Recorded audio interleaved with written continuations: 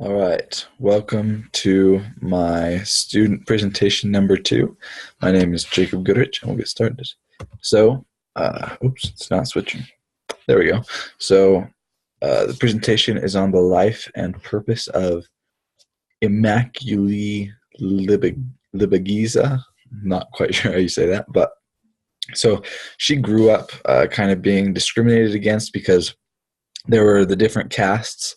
I think it was the Hutus and the Tanzis. I'm probably saying that wrong.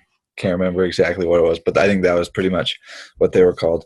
But she was a member of the class that currently was kind of on the down. Like the other class was kind of over them at the moment, and so she grew up being kind of discriminated against, and she didn't really notice it for a long time until she got a little bit older and started seeing things take priority over her, like other people take priority over her. For example, when she applied to go into this really good school, she got passed over because of her class and had to go to a different school that was nowhere near as good, even though she did eventually get into the other school that she'd originally applied for. So she was educated. She did attend school.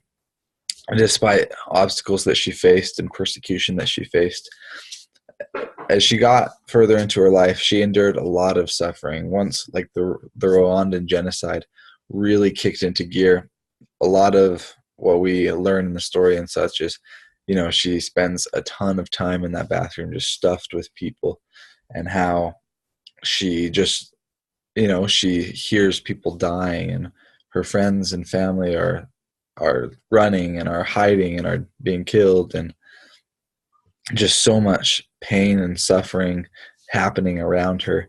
And she began to hate, those who were doing this to her and to her friends and family.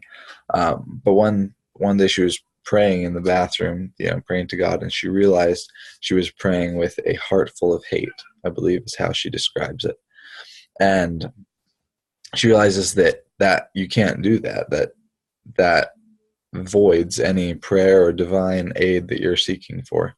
And so she really connected with God and learns to love everyone and to see them through to see everyone through God's eyes and not her own. And that included the people who had wronged her and who were causing much of the pain and suffering in her life.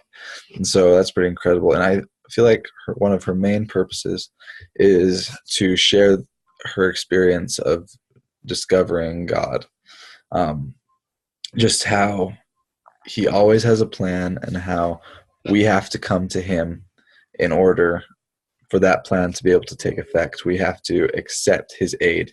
We have to accept his love for it to really reach us.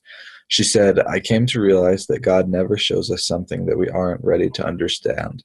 Instead, he lets us see what we need to see when we need to see it.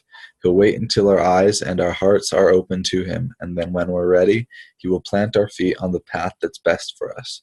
But it's up to us to do the walking." So yeah, so that's my presentation on Immaculée Libagiza, if that's how you say her name. But thanks for watching, and we'll catch you next time. Here are my sources.